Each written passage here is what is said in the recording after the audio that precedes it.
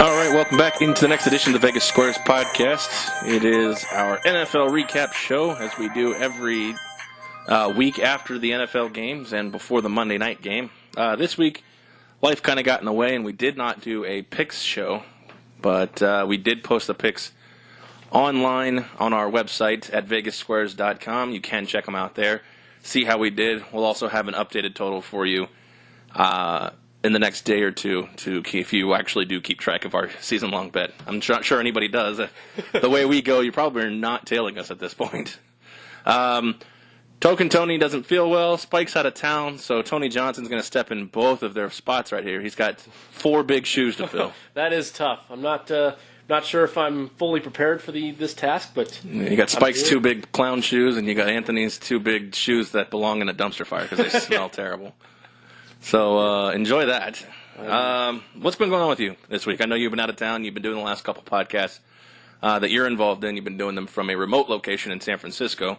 It's good to see you got out with all the kind of the wildfire going on and everything. What's it been like over there in California? It's actually pretty real when you bring up the fire thing. We talked about this a little bit off the air, that it's everyone has this thought of, well, it really can't be that bad if you're not actually in it, but it really does. There's kind of a big haze over this lower layer, and it doesn't smell all that great. There's a little bit that's off. It's almost, I think, what someone compared it to living in China, in like a large city in China, that it's just not. It just kind of has that cloud hanging over, and it's not pleasant. And I stayed inside for the last couple of days for the most part, just because it wasn't all that healthy to be outside. So hopefully they get everything under control here very soon, because it's really an unfortunate situation. But on a positive note, was over there visiting some family for about a week, and some other friends along the way that had moved out there. So it was a really pleasant week. Great time. Missed being out here, obviously, but this is it's good to be back. Always good to be back home. Yeah, parts of that Northern California area can be really nice, but it's unfortunate if you can't spend it outdoors.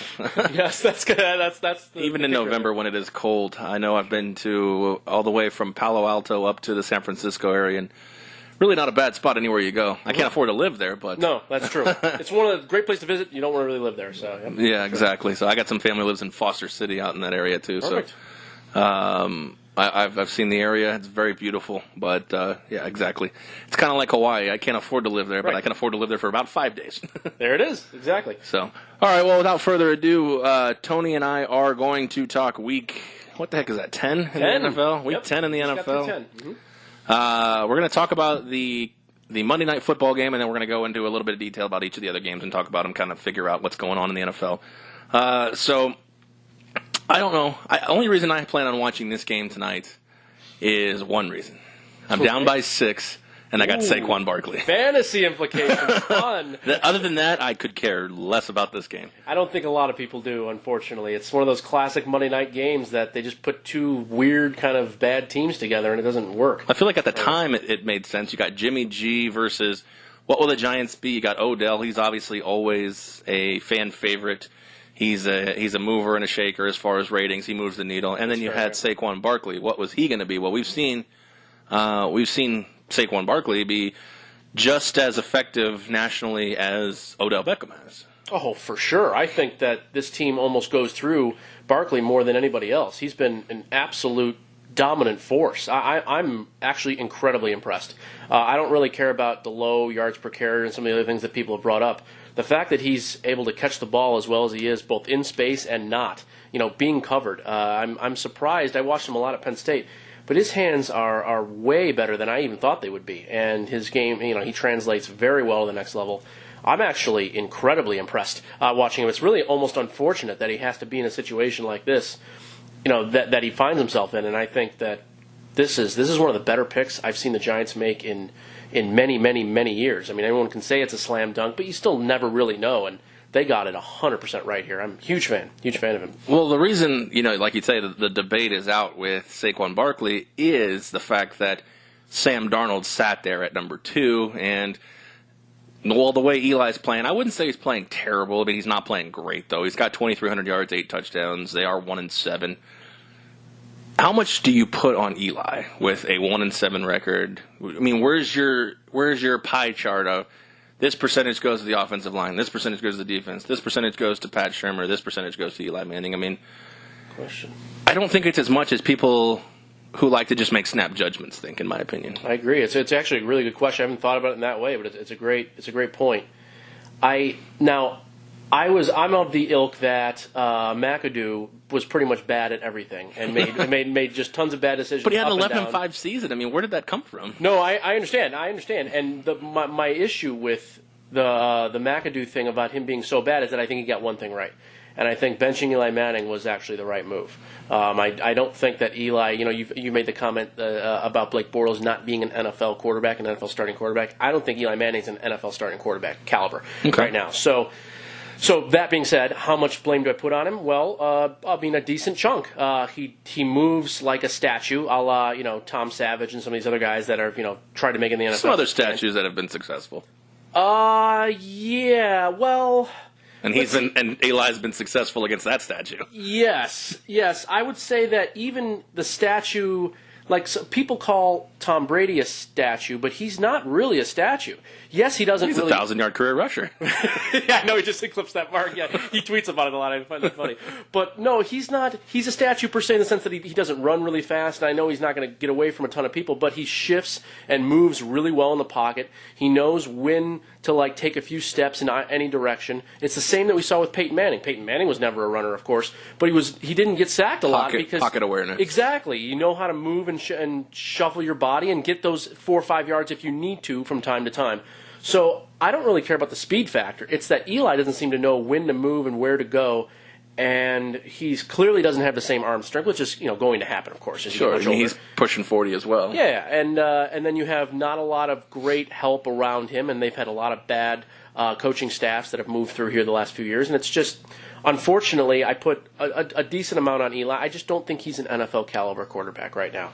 And so if you don't have an NFL caliber quarterback with personnel issues, coaching issues, and even some emotional stuff that goes on with Beckham and other guys, and I think it's just kind of a disaster in itself. I've been pretty impressed with the Giants' defensive line this year. They've been pretty good against the run. I mean, they seem to have not terribly too many issues on the defensive side, but so yeah. To answer your question, I mean, I put a pretty decent chunk on Eli.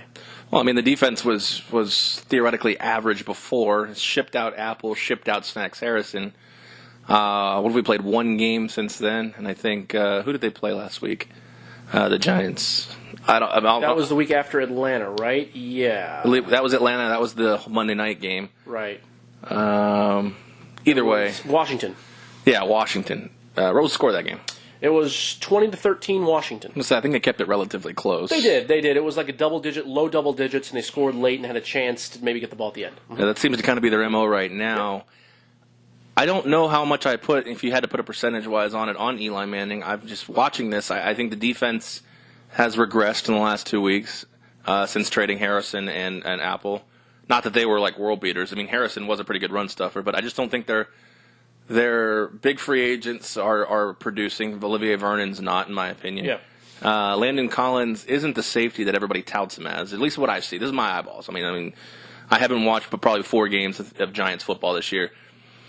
And, I mean, you figure this is week 10 at this point. They're going to be their 9th game. That's, almost 50% of the action that I've seen. I mean, like you said, Saquon Barkley is like in the stuffed 50-yard run. Stuffed 50-yard run. Yep. That offensive line's bad. It is. It's horrible. Solder is terrible. Yeah, another guy that was great, I think, in earlier part of his career, but I think he's just gotten to that point. He was actually pretty average in the last few years in New England when he was healthy. There you go. And then when they signed him to $52 million deal, I was like, okay, good riddance. I mean, I'm not saying he's bad, but he's not $52 million worth. I think that's essentially it. What you're saying is, they're not signing the right guys, and some of the guys that were thought to be good, are not there. And I remember looking in week 5. They were 9th in rush defense, and then they were like 22nd, 23rd in pass defense. So it was a defense that was nominally okay. Again, I think the reason they were losing a lot of the games is when they're putting up, well, what is it here? 13 against Dallas, 18 against New Orleans. Mm-hmm. you're just not going to get it done very often. So, and Pat Shurmur, how much say did he have in some of these incoming free agents? How much say does he have in general with personnel movements? Probably not a ton. I don't know what else he can really do here. They've played a lot of close games, and as you said, it's very difficult when you don't have a lot of time to throw the ball in the pocket, and Barkley is getting met at the line of scrimmage or even before then often. So, and that's always my issue. You brought it up as far as personnel decisions. I feel like if you're the cook, you got to be able to buy groceries. I mean, Bill Parcells always said that. If you're going to make me the cook, I need to buy my own groceries.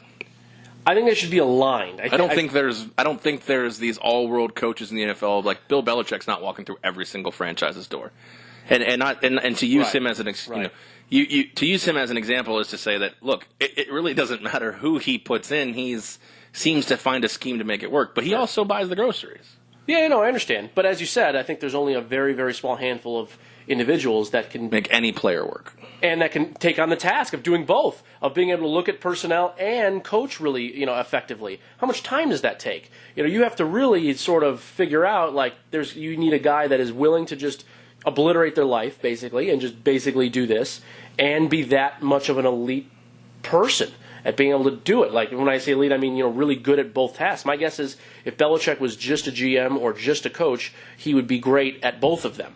So that's what's interesting about it. So, yeah, I agree with you. I think there's only a very small handful of people, and trying to find that guy is kind of, I just don't think easier said than done. Yeah, that's just not something that you can accomplish. So, but I agree with you. I think that a GM and a head coach should really be very much hand in hand in the sense of they have the same scheming ideas and thoughts about what they want to do and what they want to accomplish on the field, and they really should be working in a tandem. Because if you have one guy that hasn't been hired, by the GM, and that you have this mishmash of stuff, you're just not going to get it done, I don't think.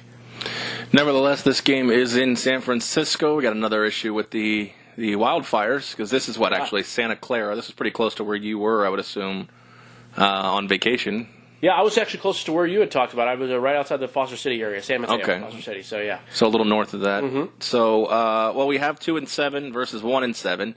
Like we said, I mean, this probably made a lot more sense when they were making the schedule, back in April or whenever they do make the schedule. But nevertheless, we've got the Giants and we've got the 49ers. The line is San Francisco -3.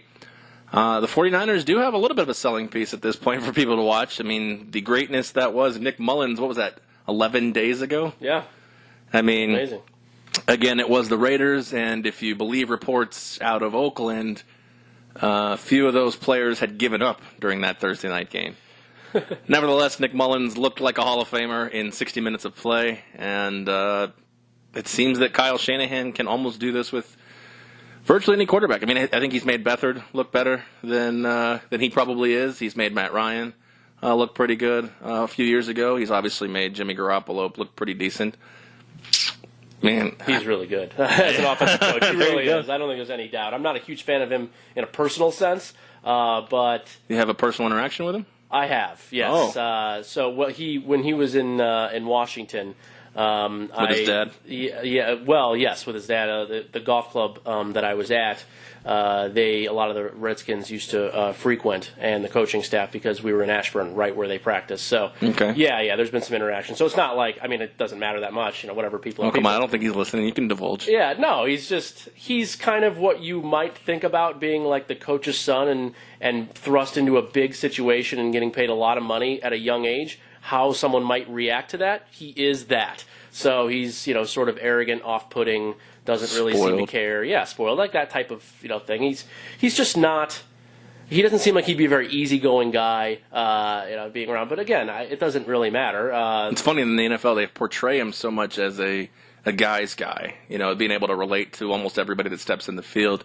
And so far, again, it's only a year and a half into his tenure, but I mean, the message is getting through to these guys, and 49ers players have had nothing but nice things to say about him. I'm not discounting. You're probably a little more accurate on day-to-day life, because I mean, who's going to come out and say, yeah, this guy sucks, when right? The message is still hitting home with 49ers players. I mean, the message finally falls on deaf ears. That may be where we hear the real truth of who Kyle Shanahan may be. 100%. And at his job in his workplace with the people that he coaches, he could be a different guy. You know, this is how he interacts in the public, and that's one thing. So again, I'm not putting a lot of stock into it. The only thing that I do know is I wasn't all that impressed with how what a coach he was in Washington when I lived there. But then as he went to Atlanta and now here, he's a really elite, not only a play caller, but I think schemer as well offensively. And as you said, he's getting the best out of anybody that there is. And you know what? San Francisco is also playing very hard.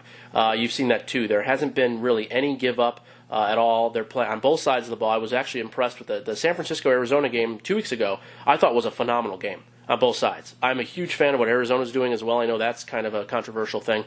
Like both of those teams where they're at, and I like both coaching staffs. So yeah, it's interesting to see. As you said, Oakland, we got a lot of guys that may not be going 100%, or they're playing all the way, but this team really is. So yeah, I've been impressed watching San Francisco, and yeah, this Nick Mullins thing is fascinating. It is. You're right. So. Yeah, I mean, nevertheless, obviously the 49ers are 2-7. Yeah. They haven't had Jimmy G since, week 3, I believe? Yes. I mean, you kind of almost, as a 49ers fan, wonder what if in this schedule. I mean, it's not like they've played. I mean, they did still have to play the Rams as well, so it wasn't like they had the easiest of schedules, even with Jimmy G at the helm. All right, Lions 3, over-unders 45. My pick, I've already made it on the site. It was the Giants +3. The game's about to start here in probably actually about a minute or two. You got any action, thoughts, comments, concerns? Want to donate a pick here? I'll definitely donate a pick. Yeah, I don't have any specific action, but probably do a little bit of something just before the game starts, just for fun. My initial take is I think both offenses are going to struggle here a little bit, so I'm gonna be leaning on the under 45. If I had to pick in the spread, I would probably lean towards your side with the Giants +3. I like to get points when you kind of have two teams that seem to be on relatively equal footing. But I'll take the under 45 here.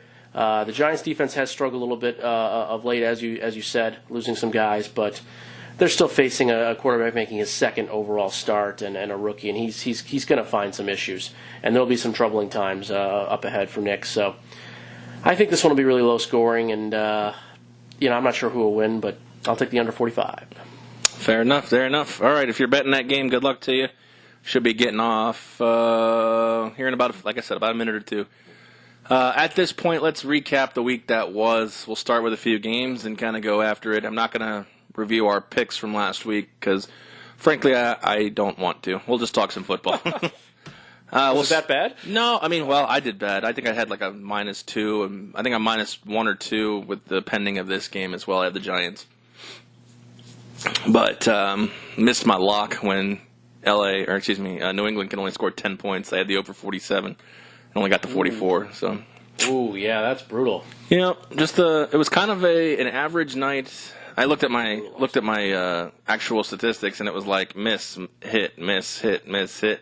Actually, I think an actual 1-point plays. I think I was dead even, and I think I missed my lock, which put me down like -2 or 3. So 24-10 at halftime in that game. Oh, that's a brutal loss. That's brutal, man. Yeah, we'll get there. Let's start. Let's start Lions Bears. An offensive arsenal for the Bears. The kicking game struggled a little bit. Yeah, I was texting some guys, some native Chicagoans, because they watch the games, and I'm trying to watch all of them. So we talk during the game, and I said that I don't think Parkey's going to make it out of this week. I think they'll can him at this week, just because. I mean, he's been struggling a little bit as this whole season has gone on, and now you missed 2 PATs, 2 PATs and 2 field goals. Ironically, he nailed the uprights on all of them. Amazing. Yeah.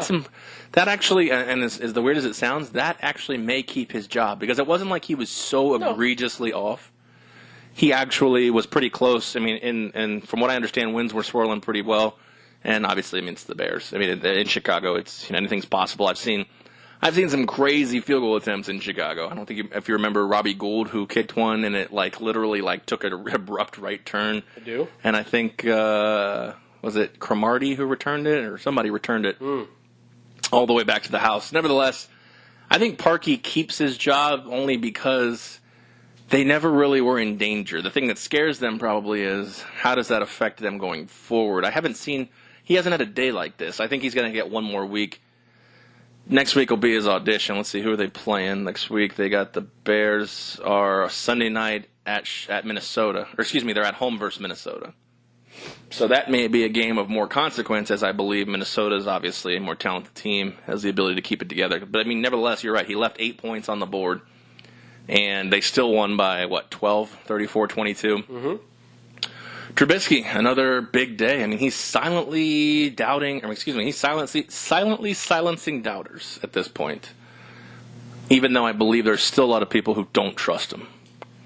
I'm in that group. I'm in the non-trusting group. And I said before the season, I think actually Chase Daniel gives this team a better chance to win. I still feel that way? As funny as it sounds, I know it's going to sound crazy because Mitch has been lighting it up. I actually probably still feel that way. You're out of your mind. Yeah. You're not the first one to say that. So I accept that. The fire smoke is getting to your brain.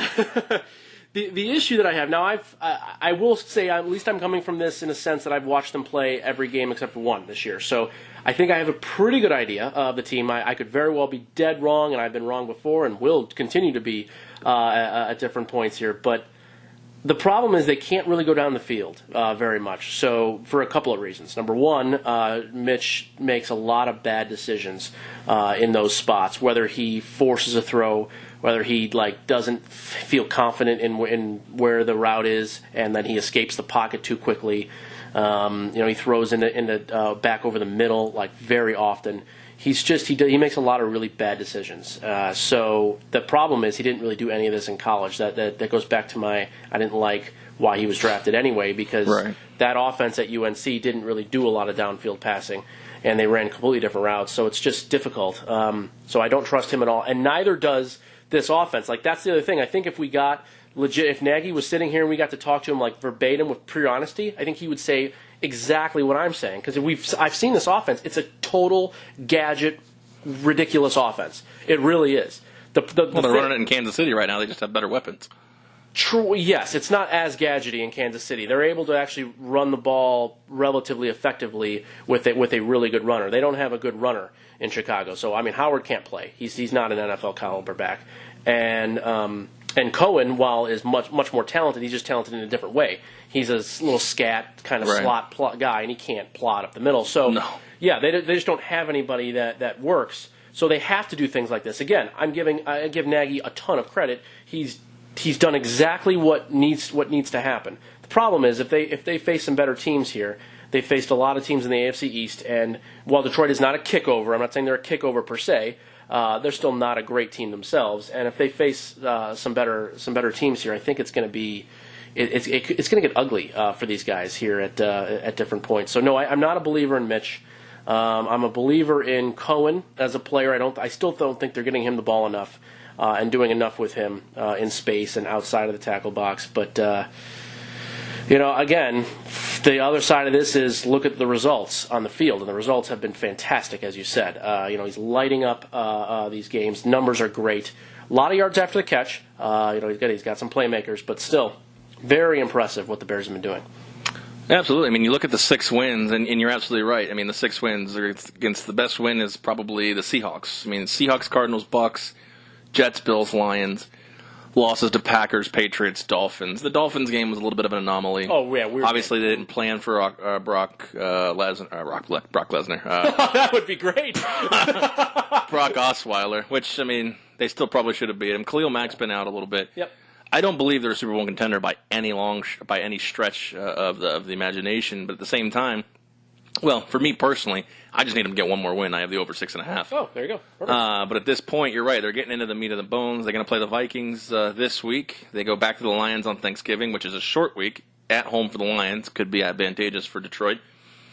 Have to go to the Meadowlands. Giants are probably out in that spot. That's probably where I get my win, because I'm thinking they may drop the next two as far as the Bears go. I'm thinking they may get their win in the Meadowlands. Then they go Rams, Packers, at 49ers, and at Vikings. There's a chance, like you said, there's a chance this team may finish 9-7. Mm-hmm. I think that's actually a pretty good guess. Yep. So we'll see.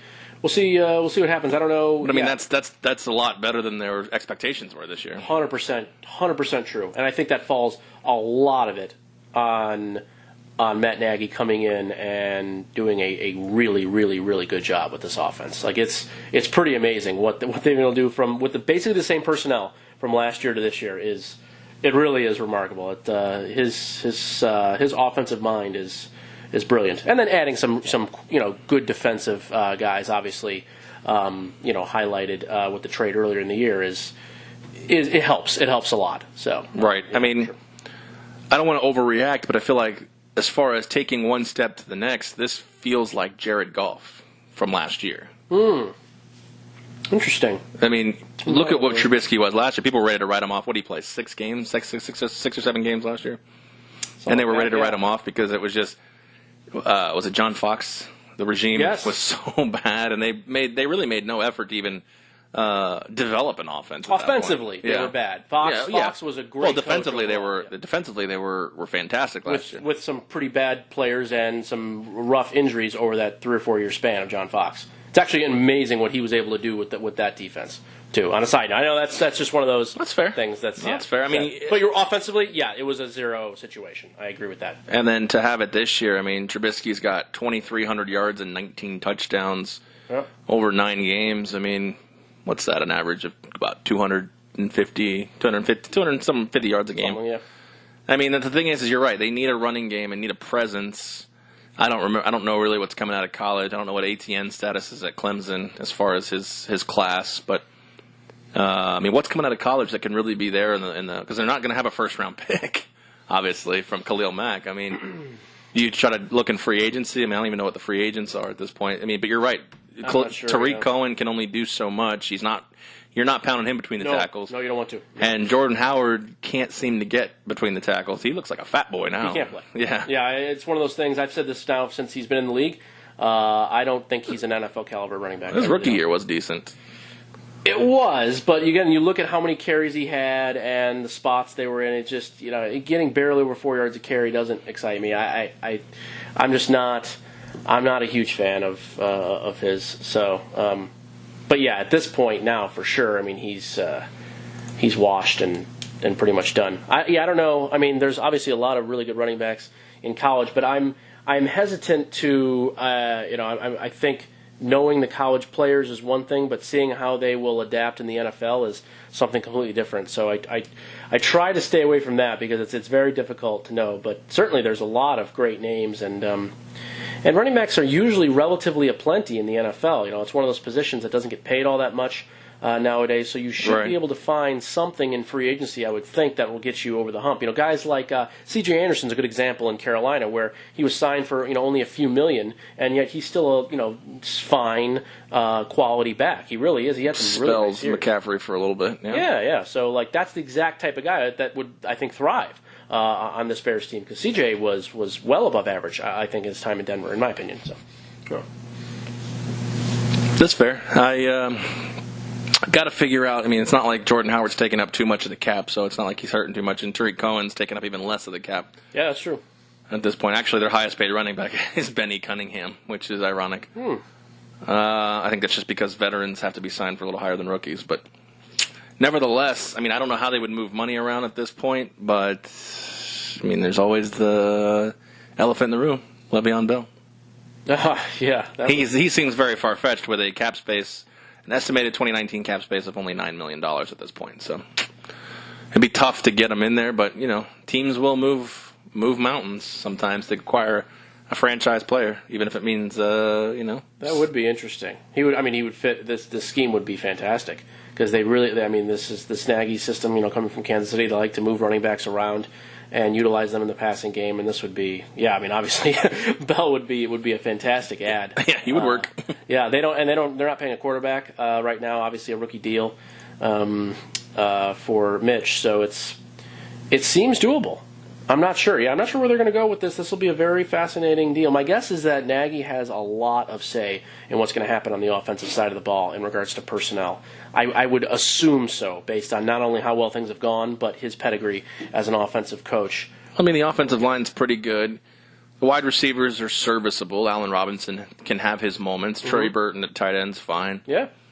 You're obviously going with Mitch. So, I mean, running back's your area of need, quote-unquote, at this point. So, All right, well, speaking of areas of need, it's hard-pressed to find one on the Saints offense. They put up another 50-burger again on the Bengals, who fall to 5-4, who are actually still a playoff team if the season ended today, but they were just never in this after it was 7-7. I mean, New Orleans basically put their foot on the Bengals' throats and never looked back.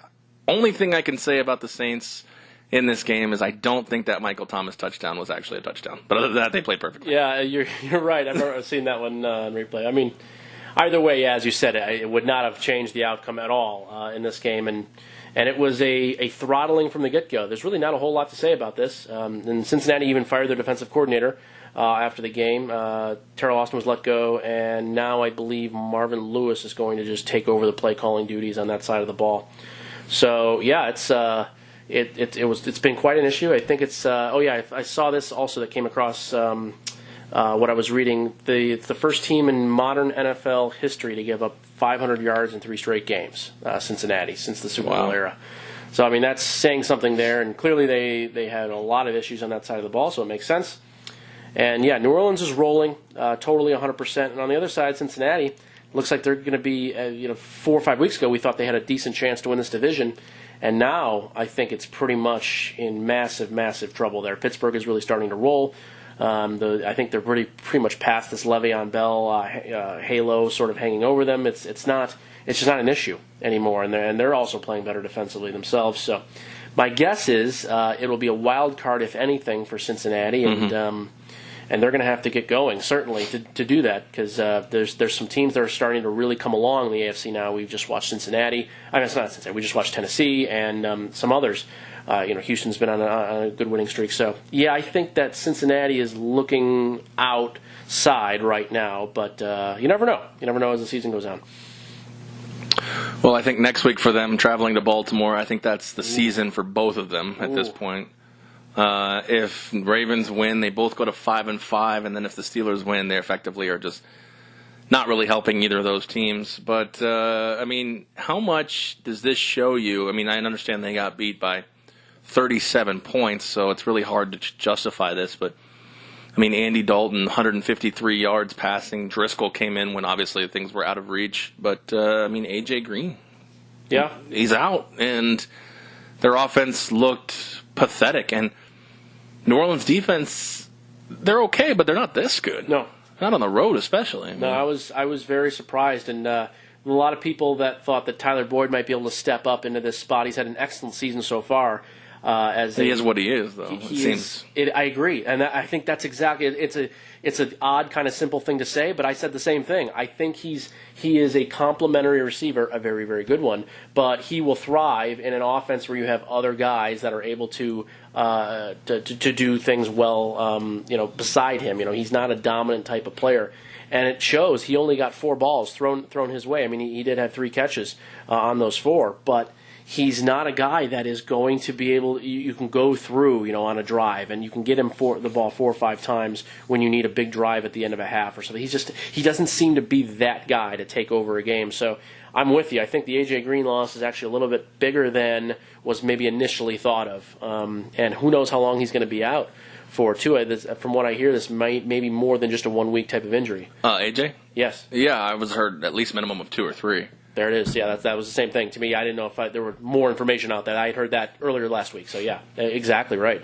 That's a huge problem. And as you said, going into Baltimore, and while Baltimore, I'm not a huge fan of that team as I've discussed before, but Baltimore is also on a big slide here. They certainly need to win. They're going to be very motivated coming off a bye. At home. That's going to be a really hard game for Cincy to Flacco's win. job and Harbaugh's job on the line. Yeah, well, I think Harbaugh's done. My guess is Harbaugh is not. You make the playoffs, you think he's done? Yeah, I do. Wow. I think they're going to move on. I think there's this 1-year contract deal that the extension. Yeah, I heard about that. Yeah, I'm pretty sure that was done for a reason, and I actually think it's Harbaugh's decision as well to do this. I don't think that Harbaugh's necessarily against this. If they don't renew his contract, I think there'll be a minimum of 2 or 3 teams that will absolutely want to hire this guy immediately. Wow, you think so? Do tell. I can't see it. I feel like the longer he's stayed, the more mundane his name has become.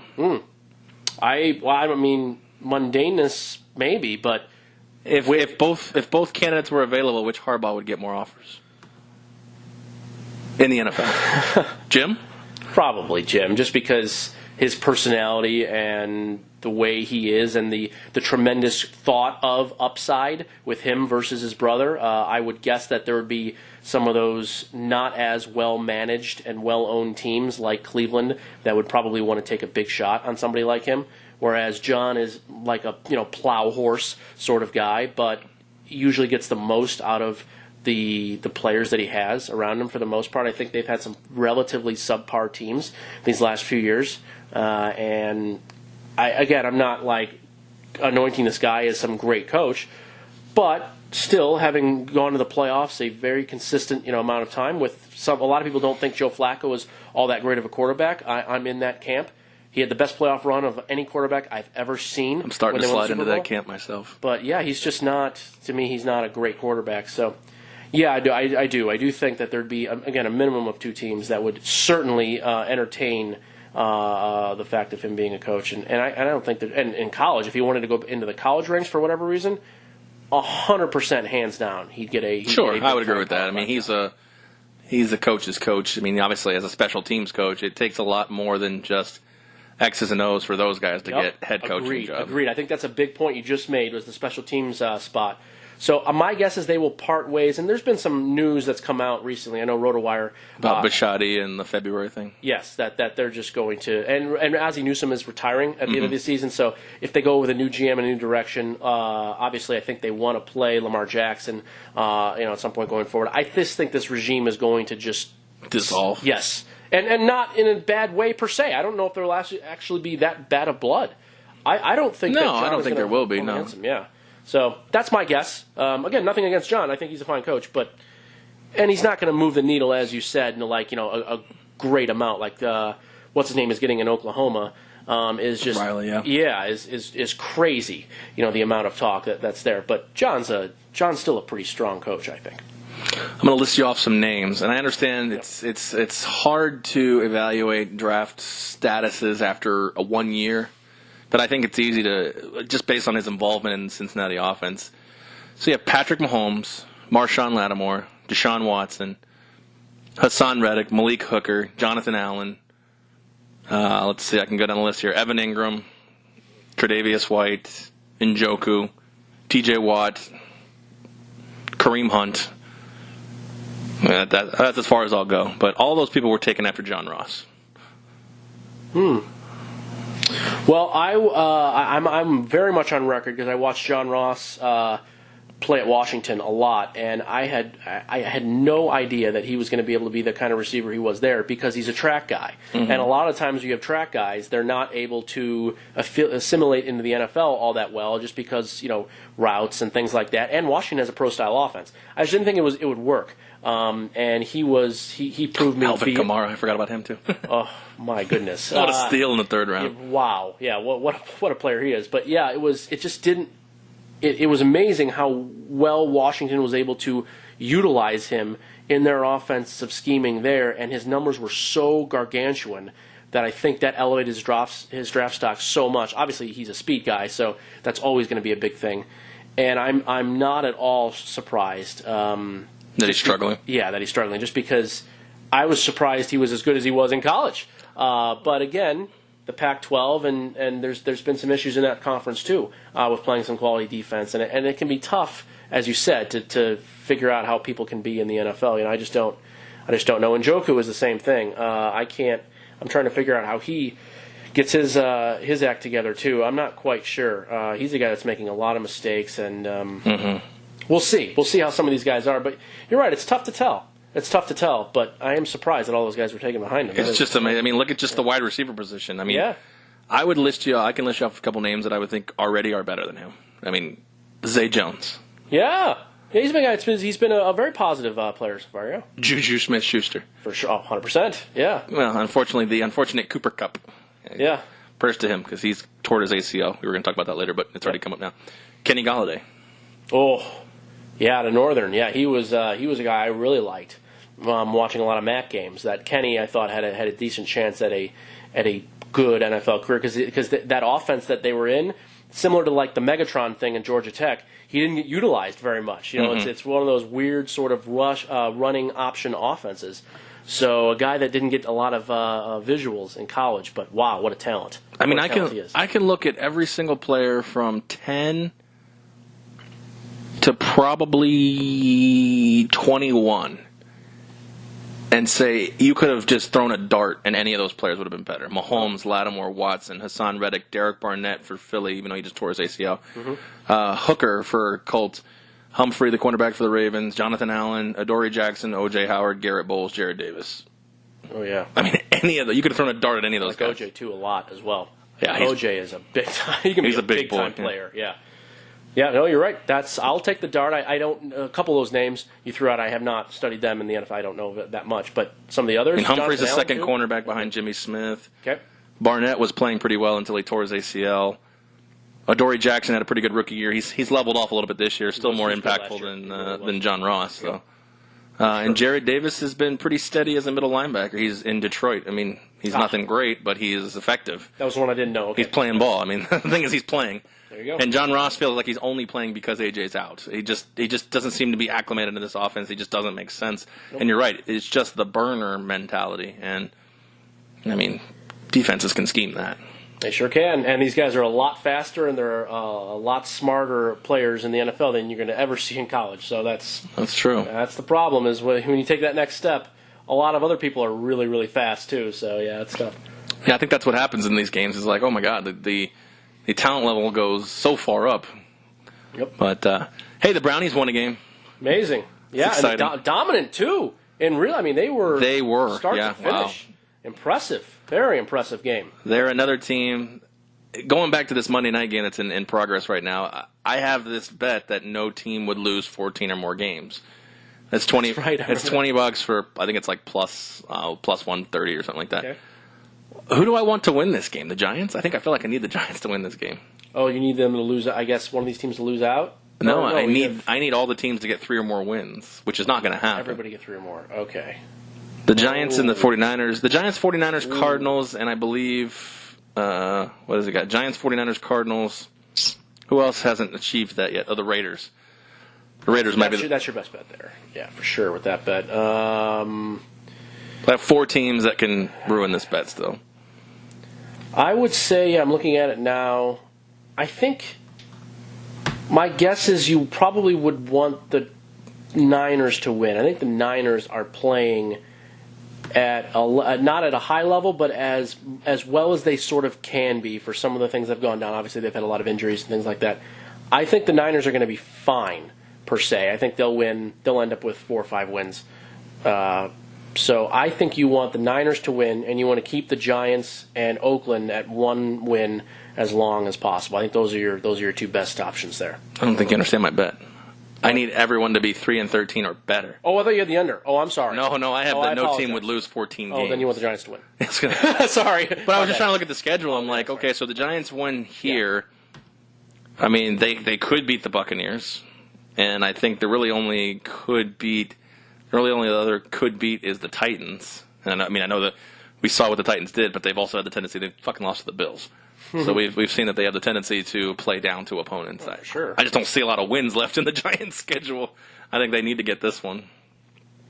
They beat the Texans, though. That looks like a weird win. Which win looks weirder now? I mean, obviously the Saints are 8-1, but the Saints lost to the Bucs or the Giants' victory over the Texans? Oh, my bad. Oh, we got a music break. Hold on. At least it's something unprofessional. It could have been a lot worse, but it ends up being some sort of Hawaiian theme. But there you go. Yeah, no. He's on island time, boys. You know what's funny? It was actually Pandora that popped up, so that gives you an idea of what I'm listening to while looking at sports stuff. At least it wasn't Pornhub. That's what I'm saying. It could have been a lot worse, but yeah. So I don't know. I think the weirder one, looking back on it, because Houston's been on the big run, would be the Giants. Mm-hmm. Although I watched that game, and game was not as close as the score indicates. The Giants actually won that game relatively. They beat them pretty well. Yeah, they did. So I would say that game would be the bigger outlier for sure, just having seen how well Houston has played recently, and certainly how bad the Giants have been, losing, 5 in a row since then, or 4 in a row. So 5 in a row. So yeah, that's I think they can beat Tampa. I agree with you. And I mean, there's these games can get sort of random, as we know, especially as the season drags on and with bad weather. They can beat the Bears at home. I think they'll be underdogs. I'm not saying they won't be, but They got a shot. Yeah. They got a shot. I mean, they have a shot to beat Washington. Washington's the best team in that division, but that division is so bad that it doesn't really matter that much. I don't know. And as you said, Tennessee, yeah.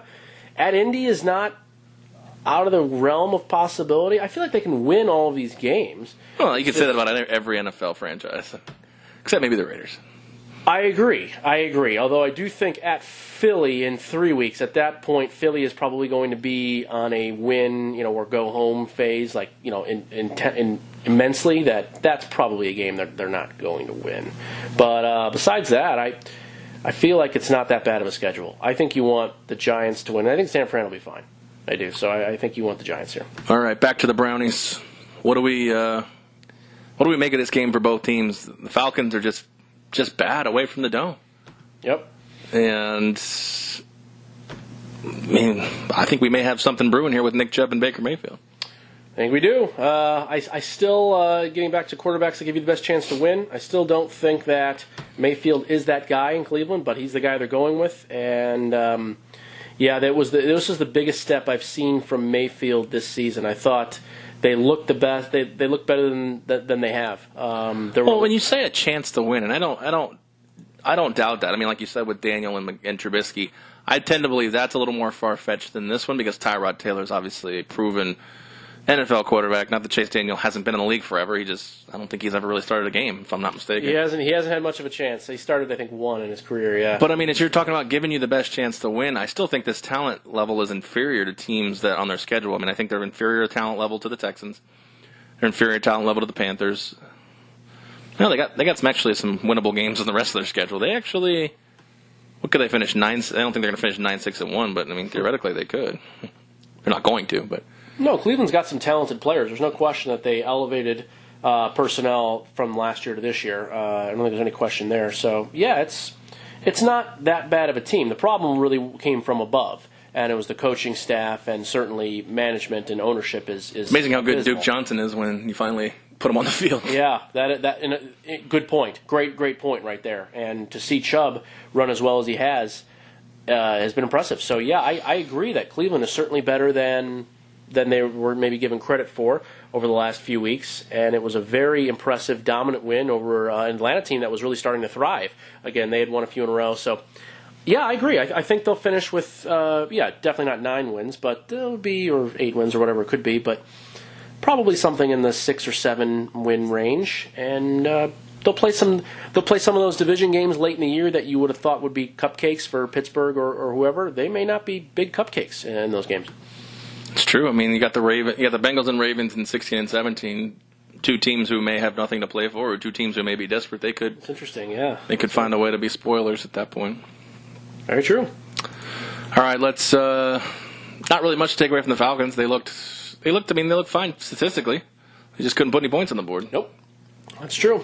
Cleveland played great defense, especially in the red zone. We talk about that all the time. How many yards you give up in the middle of the field, but it really what matters in the red zone. If you don't allow teams in the end zone. 20s. That was what they did very, very well. So credit to Greg Williams for really scheming up a great game. Things won't be that easy. I don't think in some of these other weeks here, but they should, as you said, have a chance to win. And Atlanta looks like they are in dire straits at this point. That's not the division where you can be giving up games like this. And you can't be 4-5 in that division. I think effectively they're. I mean, no one's done in the NFL after Week 10, but they're in a deep hole. Agreed. And I believe they still have games against both of the guys in front of them. Yep. And correct me if I'm wrong, I think they're both on the road, too. I don't remember. Yeah, that's your memory's better than mine in that sense. I think they got them both at home early. They lost to New Orleans at home. I know that one for sure. Yep. At Saints and at Panthers, yep. Okay. Yep, they got both the guys looking up at them on the road. So the thing is they could effectively... They could win out in the games that aren't those two. And if they can find a way to beat one of those, they could be 10-6. I mean, they really have Cowboys, winnable game at home, at the Saints on Sunday night.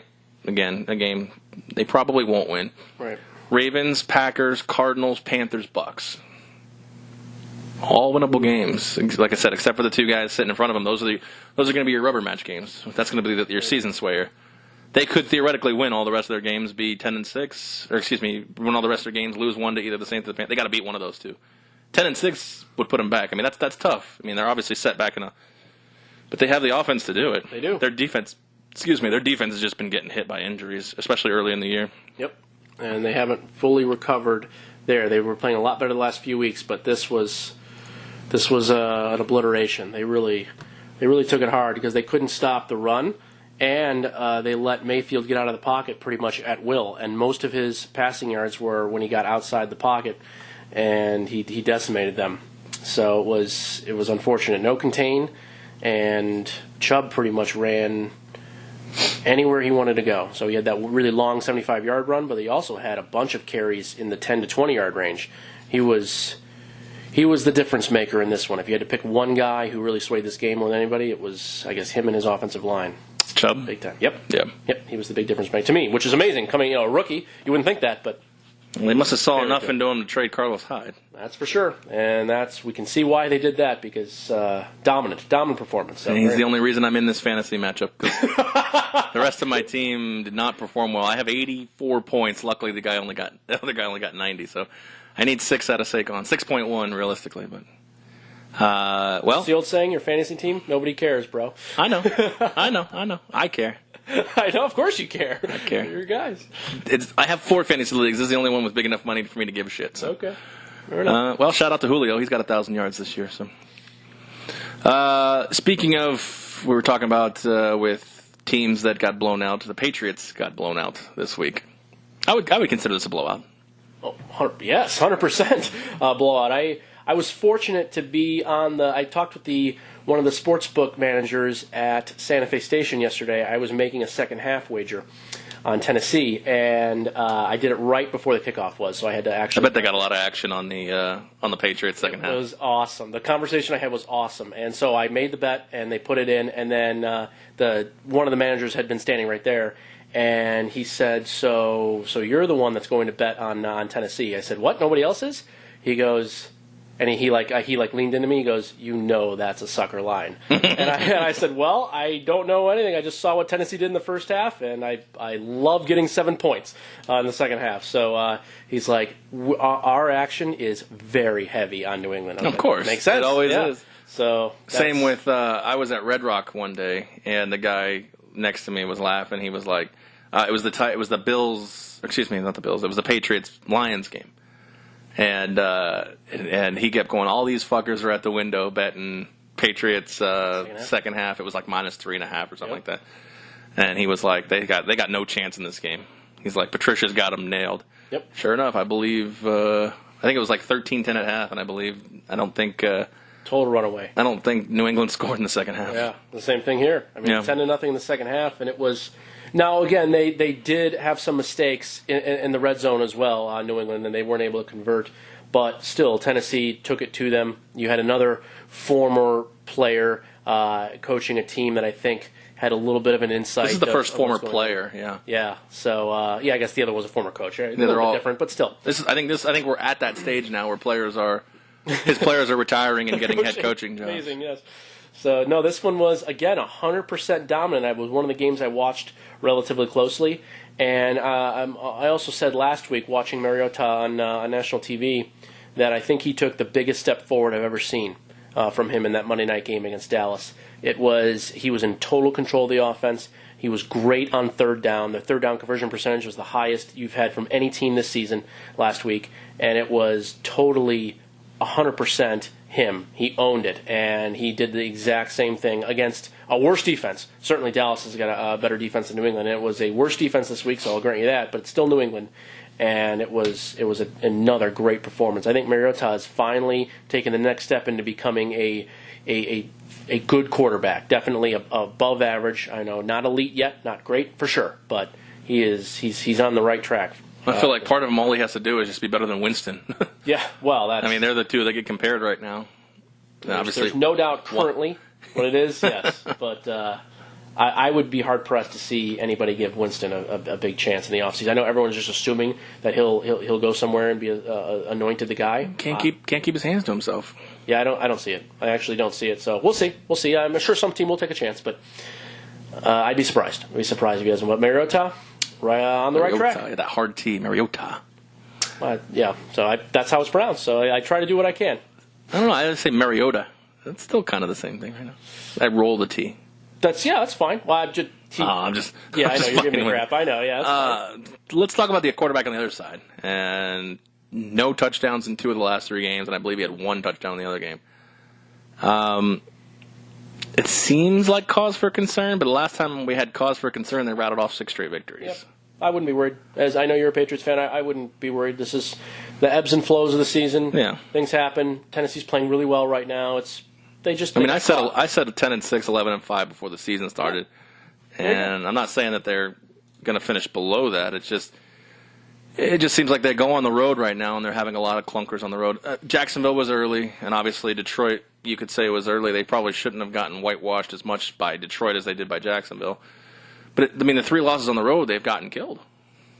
They have. It doesn't look good, as you said, on paper, but I wouldn't be very concerned. I watched Brady's post-game press conference, and he acted sort of exactly like that. Like there's no cause, not an issue. Well, the thing is, if you act concerned, everybody in the media, everybody who's fans of any other AFC East team, fans of the Colts. You're right. They've been trying to call for this downfall for 5 years now. Right. Even on our own site, we have Vince who writes, and he has already written a doomsday article you can see on the Vegas Squares website. And it's just every week. I went back at Rob Parker on Twitter. He didn't respond to me, but they lose 1 game, right? We just talked about it. They rattled off 6 straight games. They lose 1 game. They got crushed. They did. They never were in this game. Nope. And he's calling for. I can't remember the tweet verbatim, but he's like, I've been saying this for 5 years. The New England Patriots are done. He calls him the LOAT, the luckiest of all time. That's what Parker calls Tom Brady. But I'm just like, what do? You hold these for the rare spots where New England loses? Couldn't have said it the last 6 weeks. That's the problem. Yeah. Where were you the last 6 weeks? You were pretty fucking quiet. Silly. I'm not a fan of the Patriots. I think that goes with saying. Well, I am, but I try to take an objective approach to it. Exactly. That's what I'm saying. You got to be objective to what's going on. Again, be a real person. Yeah. And again, I'm not a huge fan of this team, but they're the dominant team in the division still. For this century. They're 7-3 this year. So what are we talking about here? They're fine. I know. Every other team. Fine. What other team? I'm trying to look at the standings here. They're 2 games ahead of second place, Miami, I believe. No, I understand. I'm just trying to look at. Okay, obviously the Chiefs are an anomaly. They're 9-1. Sure. The Steelers are what? 6-2-1. 6-2-1. Hmm? Texans are 6-3, and New England's 7-3. Yeah, they're but somehow New England's the worst division leader. It's silly. What if the Chiefs have lost 1 game this year and it's to New England? So come on, let's just be real. Well, looking at their schedule, they only have, theoretically, about 2.5 losses left on their schedule. I think the Vikings game will be tough at home. I think they can win that. The Steelers game on the road, the way they're playing right now, I don't think they stand a chance against the Steelers. And then, obviously, at the Dolphins is always a wild card. Always in Miami. Always a wild card. Yep. I don't think they're going to lose. They got 2 games against the Jets, 1 game against the Bills. I don't think they're losing any of those. So it's that 3-game stretch, Vikings, Dolphins, and Steelers. Even if they lose all 3 of those, they're still 10-6 this year. The only thing I'd be concerned about, if there should be any concern, is possibly getting a bye in the playoffs. That would be a concern at this point. They may not do enough. I don't think they're going to get one. Well, yeah. Right now they're set up as a bye. Yeah, that's the only concern I would have is whether they are able to get to that point or not. And that's certainly something, obviously having home field advantage and being able to... Well, we know Kansas City's probably going to get 1. It seems very likely. So you're looking at Steelers, Patriots, Texans, Titans. Let's call it what it is. If they end up tied with the Titans, that creates a problem. Right. But... That's the only thing I would think about, and certainly... Well, I'm okay. I'm more okay with them not getting a bye, obviously, if they have a home game. And winning the division's obviously going to give them the home game. Sure. Dolphins aren't going to catch up to them. Oh, yeah. I think it's almost a guarantee their first game will be a home game. Almost a guarantee. The question is, their first game could be a home game against L.A. Ooh, that is interesting. Well, no. I mean, if they get the 3 seed, if they're 10-6, they should be 3 seed, right? I would imagine. Maybe not. Maybe. Yeah, it's so hard because there's so many games left. It's so hard to know, but that is interesting. But, I mean, theoretically, if it ended right now, they would get... I don't know what the tiebreaker is between Tennessee and Cincinnati is. But they would theoretically either get L.A. or one of those two teams. I mean, who would you rather face? Obviously, we saw what Tennessee just did to them. But at home, wouldn't you rather play Tennessee again? I'm not a huge fan of having to face the Chargers at this point. I agree. The only thing I can say is the Chargers having to come all the way east is advantageous to New England, but... Hard to say there. I know. I would. Everybody's talking about the NFC. There's a lot of good teams in the AFC too. It's very top heavy. Probably 6 good teams. Yeah, and they'll all make the playoffs. But I'd probably rather face the Chargers than Tennessee. But I don't have. It's not like it's way one or the other. No, I think both teams are. Well, certainly the Chargers have been quite good this entire season. They haven't had any lulls. They've been very solid. And Tennessee, I think, is really starting to rise, finally, after playing every game close, no matter if the team was great or bad. The first 6 or 7 weeks, they're really finally trying to separate a little bit. So, yeah, as you said, it's going to be competitive, and not having a bye will make it much more difficult. But they certainly can be still very much a team that can come out of the AFC. Well, like I said, if they lose to the Vikings, say they lose to the Steelers and the Dolphins, they'll still be 11-5 if they win out the rest of the games. I think they can beat Minnesota at home. They got a lot of their big games at home except for Pittsburgh. And even the Pittsburgh 11-5 should get them a bye, because I think Kansas City will probably finish 14-2, maybe something like that. I mean, they're going to have a tough game obviously this Monday, and then they can obviously beat the rest of the teams. They got one more against the Chargers. Maybe at the Seahawks, may give them some trouble on Sunday night. I don't know. Weird. When did they play that game? 23rd of December. What a strange game. That's the second to last week. That's week 16. Wow. Mm-hmm. What an odd schedule. Okay. Yeah, that's not a good. I'll say at worst they finished 12-4, losing to the Rams, Chargers, and Seahawks. They're not going to lose these 2 games to the Raiders in between. So. Nope. No, they'll beat the Raiders. So the worst they're going to finish is 11-5. All right. Yeah, so we'll have to see what happens with the other divisions. See if Pittsburgh keeps rolling. You never know. So yeah, that game in Pittsburgh will be big again this year. Mm-hmm. But I don't want to count out my boys. My futures bet ticket at 125-1. The Indianapolis Colts win again. They were 1-5. They've won 3 in a row. Now they're 4-5 in a division that only puts them 2 games out at this point. So that's exciting news. Captain Andrew Luck leads the furious charge in the first half and then holds on for dear life in the second half. That's what they've been doing all season, right? Usually they've been getting down in the first half and then having to fight their way back. Well, in their losses. In their wins, yeah, they're kind of funky. But, the Colts, like I said, they're 4-5. I don't fully expect them to really make the playoffs, but they're making it fun for me at my $125-1 futures bet. Fun bet, yeah. Jags are out, right? Yep, I would think so. That was this. Even with Fournette coming back, this was the game they needed to win. They were only down 6 and had the ball in good position early in the fourth quarter, and I didn't think that was a fumble, by the way. Which one are we talking about? The game-ending fumble. Did you see it? I did. They ruled it down on the field, which is the only reason I thought it wouldn't be. Yeah. But I've given up trying to figure out what goes through their mind. That was a tough one. It was pretty bang-bang. Yeah, I'm surprised they overturned it. You're right. I do remember thinking about that now. Yes, that was a surprise. But I actually expected Jacksonville to win. I picked them up in-game, getting 9.5, so I was happy with that. But as that was going on, I was like, I should have just bet the money line. I'm going to come back and win this game. And they just couldn't finish down the stretch. And I think this game was the one for these guys. If they get this one and they get to 4-5, and they still have a decent chance, as you said, Fournette back, I think it's going to be very, very, very good because they essentially have to either win out. They got to win out, yeah. Or if 9-7 is usually very uncomfortable getting into a wild card. It's pretty rare that you can do that. So I would, winning out. That's winning 7 games in a row. It's hard for any team to win 7 games in a row, much less Jacksonville, who has been subpar this year. So I think that Jacksonville is done. I do think they are done. They've had an unbelievably horrible stretch, surprisingly horrible stretch. Right, and they've lost 5 in a row, I believe. Yeah, and as you said, I thought you jumped the gun a little bit with this, but you didn't. I don't think that Blake Bortles is a guy you want to be leading your team as a quarterback. Well, I can tell you as a Blake Bortles ball washer, as the word you liked when I you use said it. It's your when I like word. to use it, yeah. Yeah, I like it, yes. It took a lot for me to make that declaration. I think you're right. I think you're dead right. I did not believe you when you first said it. I did not agree when you first said it. However, I didn't say anything. I was just skeptical because I don't know him as well as you do, and I don't watch as much of the NFL. Well, the problem is now they're stuck with him. They extended him. Oh, they did? Yeah. Well, how much, like a legit one, like 4 or 5 years type thing? I have to look at it here while you're talking, but I'll have to look at Blake Bortles' contract. If they extended him, then that's obviously, as you said, that's a big issue. I know they picked up the 5th-year option, but I thought they extended him again. Okay. Well, that's a huge problem because I agree with you. I don't think he's a guy. Yeah, he signed a 3-year, $54 million contract after the AFC Championship game last year. So they're on the hook for 2 more years of him. Okay.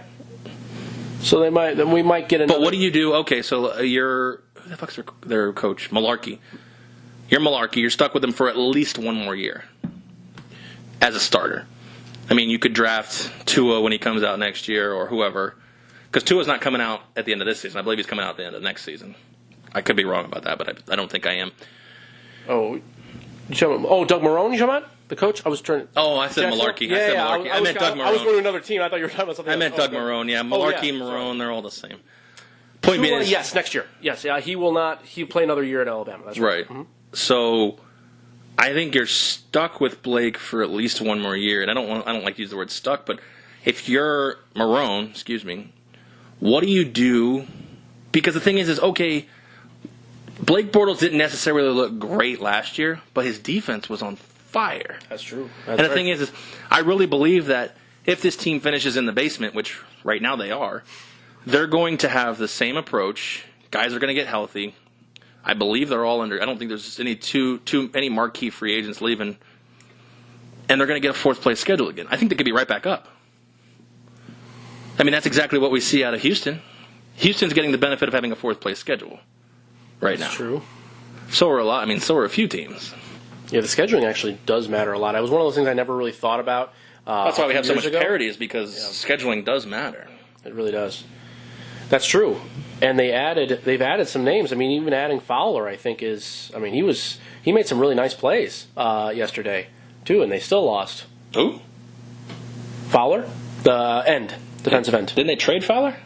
I thought he was the one they added. No, they traded him to the Rams, right? No? Oh, it was the Rams? Oh, it was Rams game I was watching that. He was the guy. My bad. See, we don't even know who plays or coaches. That brings up my point, though. Yeah, we don't know anything about the Jacksonville. They're the London Jaguars at this point. What do you do? I mean, I almost feel like you don't have much option. You don't have to do much because Blake Bortles can be okay for this team. I mean, they may have to look at the offensive line again and see if they can improve it. They made some big splashes in the offseason signing Norvell and stuff, but they had to play a first-place schedule, and they've looked very average in that schedule. I mean, they've lost the Texans. They had to play the Chiefs. They had to play the Cowboys. They had to play the Texans, obviously. They had to play the Eagles this year. And they still have to play the Steelers, the Redskins, and the Texans again, and the Colts. Yeah, they're gonna likely be 3rd or 4th in that division as after it's all said and done, for sure, 100%. So, yeah, I mean, but is Bortles going to I think he's a guy that you can sort of deal with. You know, he's not a disaster, but he's a deal with guy and not a guy that goes better out than and Cody wins games. Kessler.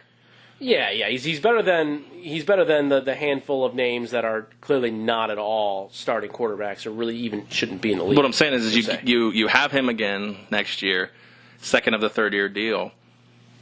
If they can make the playoffs again, then what do you do? Then you got another lame duck quarterback. Do you draft or do you? I mean, how long can Blake Bortles handcuff this franchise? I do think they'll try to figure out. They'll make a quarterback move.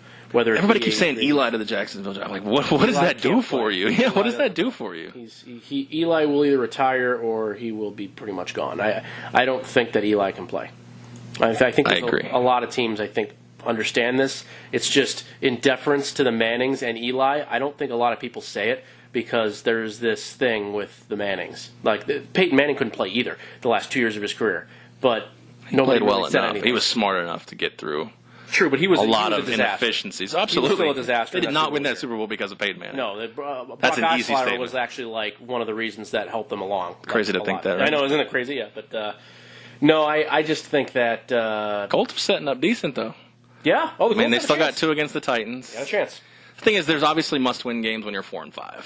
I mean, Dolphins, Jags, Giants can get them 3 wins. That puts them at 7-5. And then you got, if you can split with the Titans and beat the Texans, that puts you at almost 10-6 at that point. There you go. And they have what 1, 2, 3, 4. 4 out of their next 7 are home games. So, and they're all nothing prime time, so it really can keep them out of the spotlight. I think that's what kind of hurts them sometimes is, Andrew Luck in the spotlight. Andrew Luck just needs this season to just get back to it. It sucks that they had to lose to the Bengals and the Jets early. Otherwise, they'd be sitting in really good position right now. All right, let's move on. Chiefs kind of had a mundane game, but they still won. That's just kind of their MO. 6 points in the second half. What do we really take from that? Just another win. Just kind of, I actually, even though in our picks I took Kansas City, in my actual bets I took the Cardinals just because my philosophy, biggest line of the week. I know how you roll. I had a friend who was all over it, too. He got, I think, 16 or 17. So, yeah, he was all over Arizona in that one. So I just think of this as a scrimmage tune-up to the big game on Monday. Yep. Nothing really much to take away from it. They still looked really good in the first half and kind of rested on their laurels in the second half. Agreed. And kudos on to Arizona for, again, continuing to play hard, and a team that I've been impressed with despite the fact that they only have 2 wins. They just don't have a whole lot going on that you can be happy about. But I think the coaching staff is doing what they can. So I've been actually relatively impressed with Arizona, and Josh Rosen is fine. I mean, he's not going, he's not being a world beater, but he also doesn't have a whole lot of option. I like how they're using David Johnson a lot more. New offensive coordinator Leftwich did talk about using Johnson in the flanker even and utilizing him in the passing game, and they did 85 yards. They did exactly that, just like they did in the second half last week. Did the same thing in this game. So very impressed with his usage, and yeah, just like what Arizona's doing. It's going to take them a little while here to maybe get a decent team on the field, but we'll see. I think they have the right pieces. Yeah, and early on I talked about Sam Darnold really being the guy who seemed to progress week after week despite wins and losses. Well, that's kind of taken a back seat, even though he didn't play this week, obviously. But I think Josh Rosen's been another one of those guys that nothing flashy, just progressing week to week, learning, and been impressed more because you're right. Switching coordinators for a rookie quarterback, that's like almost a kiss of death. But he's looked rookie coordinator too. He's looked average. He's Never looked, called he's plays looked before. okay. Yeah, so And good stuff. the thing is maybe Byron Leftwich might be the right guy because he was a quarterback. Who knows? Yeah, we'll see. Jury is out. I have no feeling, yay or nay, on him. We'll see how it happens. I mean, you look at their defense. I mean, what is the reason they're bad? Is it just the quarterback? I know that's easy. It's easier said than done. Defensively, they're pretty decent. I mean, other than that Denver game, they're pretty decent. Yeah, they have a really good pass rush. Chandler Jones has been the best player on that team this year, in my opinion. 2 sacks yesterday. Very, very good pass rush. He's an unbelievable player on that team. He really is. He's unbelievable. Yeah, I think they've had some secondary issues. They have been able to lean on a corner for a while, and now it's kind of known that he's not all that happy being there. And I don't know if Patrick Peterson is exactly the same player that he has been in recent years. And I'm not saying he's fallen off physically.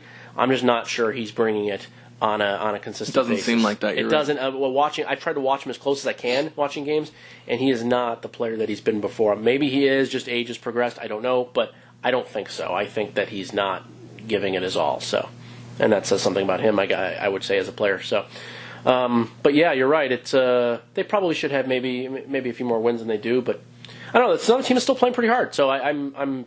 It's fun to watch them. It's fun to watch them play.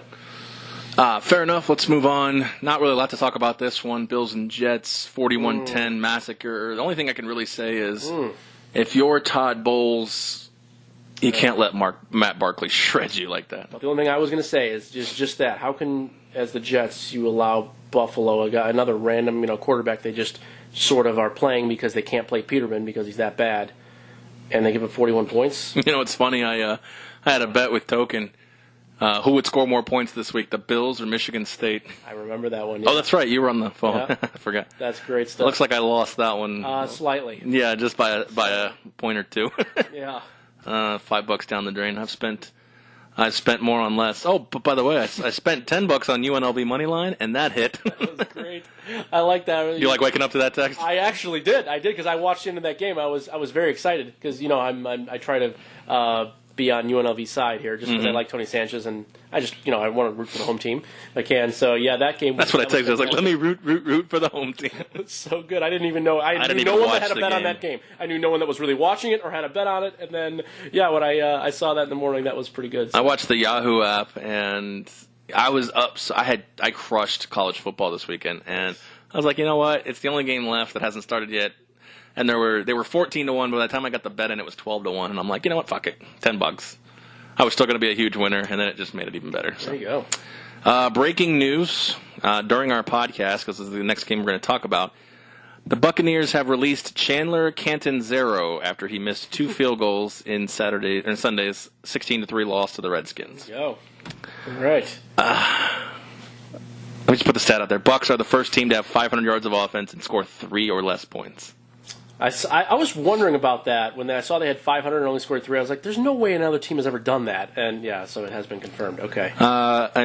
3 red zone turnovers and 2 missed field goals. Good God. Only Tampa. Terrible. Adrian Peterson got shut down because he had half of his line on injured reserve.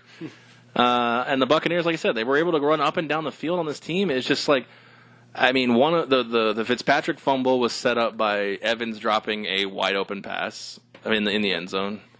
I still don't think that was a fumble, but whatever. That's neither here nor there in a game like this.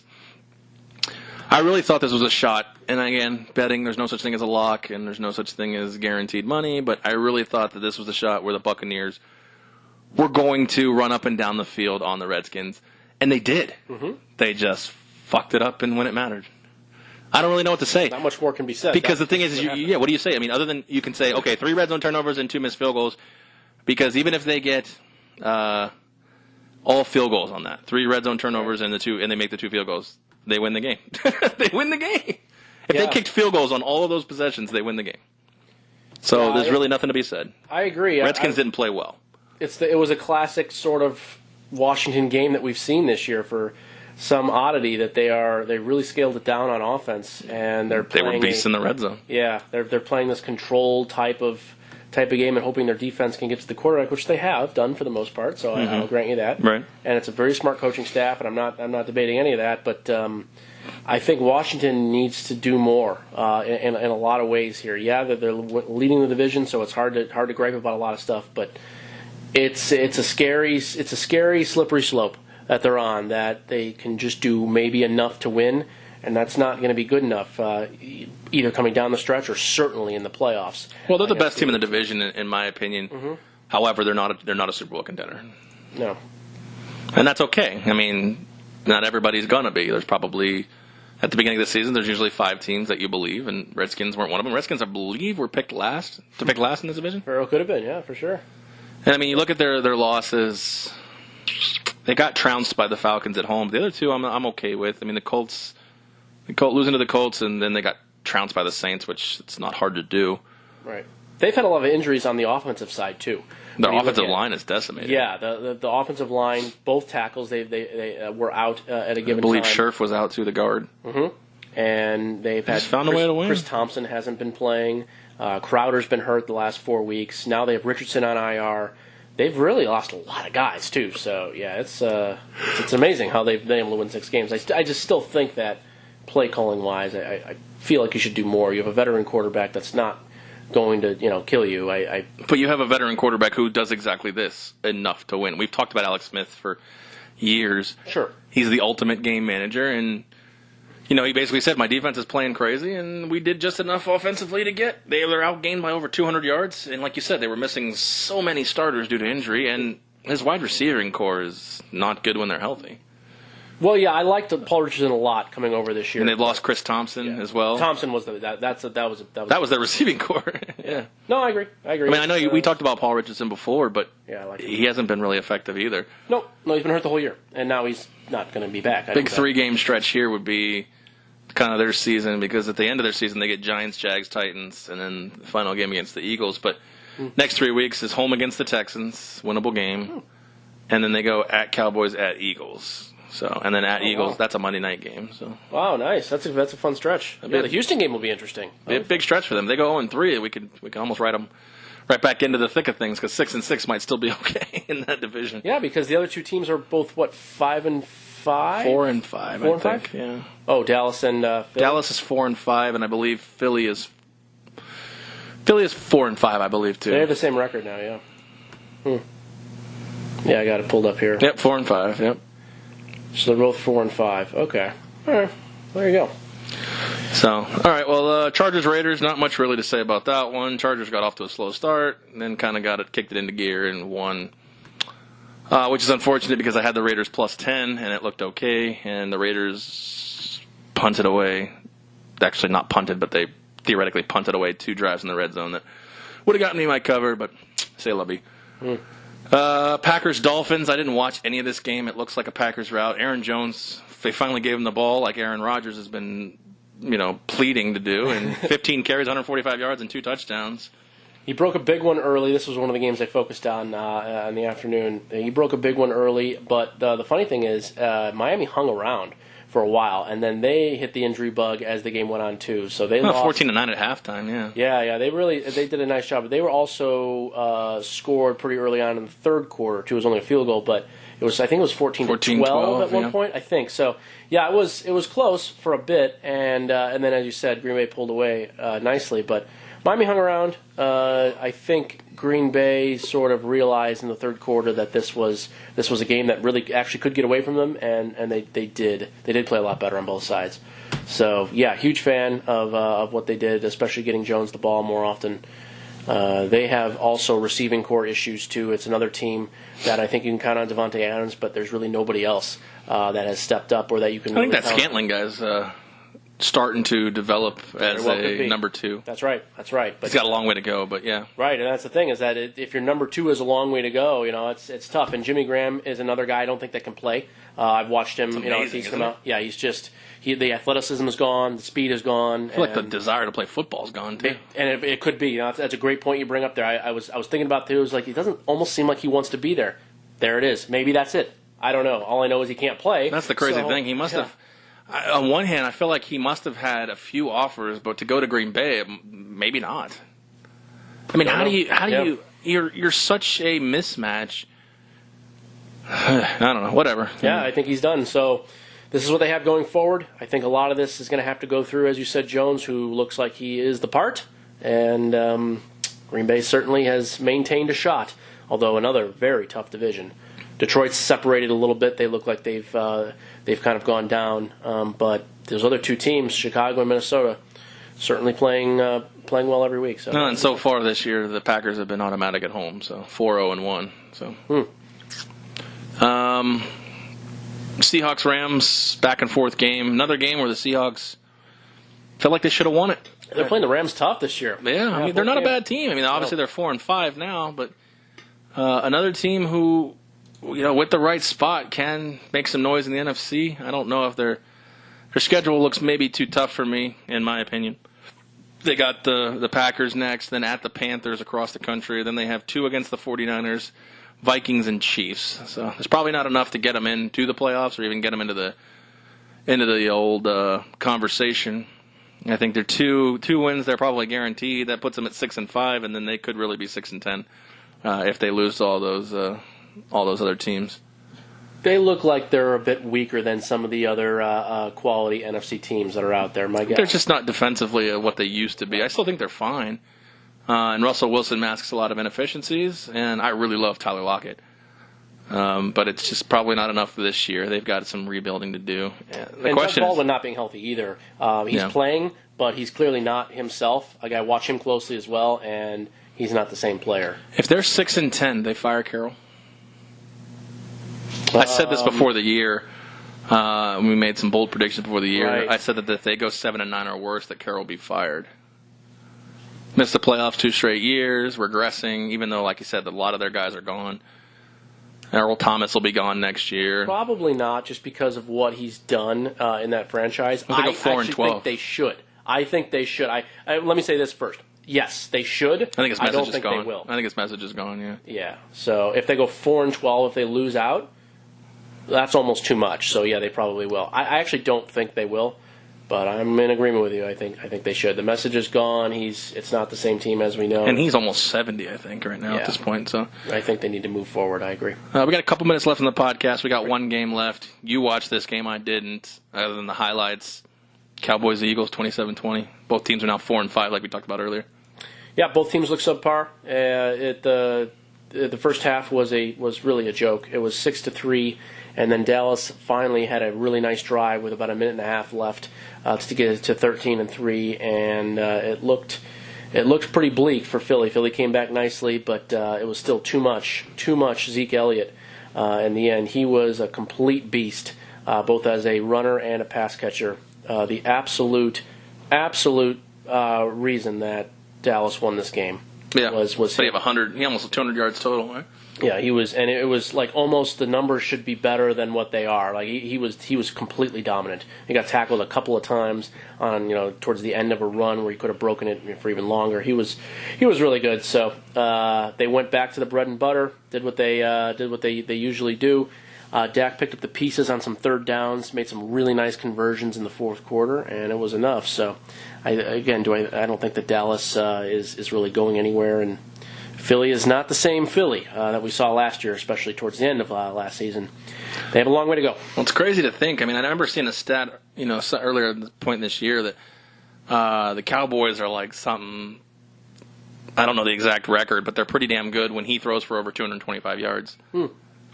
And there you go. He threw for 270. Yeah, and he had a really nice fourth quarter. Dak was very good in the fourth quarter, so that was the difference. So yeah, it's I just don't like either team.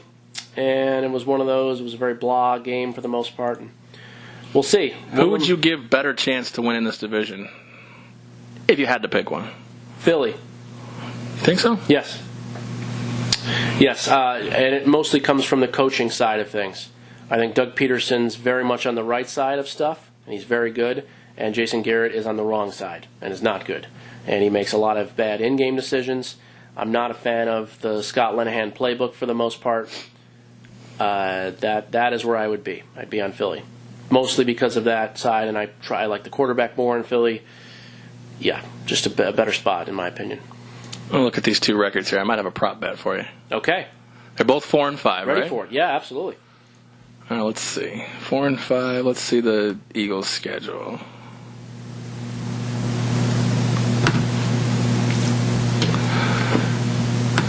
All right, I'm seeing Philly at 8-8. Ooh, they got a tough game. I'm seeing next week at New Orleans. Oh. And I'm seeing the Cowboys at 9-7. I'll say the Cowboys finish with a better record. Okay, I will. I have not looked at the schedules, and I don't care. I will accept the bet.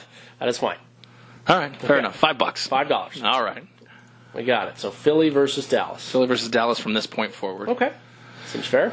All right, cool. Well, that was the recap of week number 10. I think we deep dove into a lot of these, not just the games, but just kind of the teams going forward. We didn't talk about, obviously, the Broncos, Vikings, Ravens, or Texans, even though we did talk about the Ravens a little bit. Going forward, those teams were on a bye. Got a couple minutes left in the show. I want to thank the sponsors, 12-Ounce Sports Radio, VGK Pop Sockets, and Chai Poker. And obviously, I want to thank Token Tony for not being here. I'm just kidding. I'm just messing. I think, actually, he came out ahead in the contest. I'll have to put the picks up here in just a little bit. But I do want to thank Tony Johnson for being here. And as always, obviously, we're glad he's safe from the wildfires. Thanks for being here, Tony Johnson. Absolutely. Appreciate it. It was always a lot of fun. Yeah, right on. Well, for Tony Johnson, I am Aaron. We appreciate you listening. Spike and Token will be back on future podcasts whenever they, one, gets better, and two, gets back to the West Coast. So, like I said, for Tony Johnson, I am Aaron. We appreciate you listening. We will catch you on the next episode.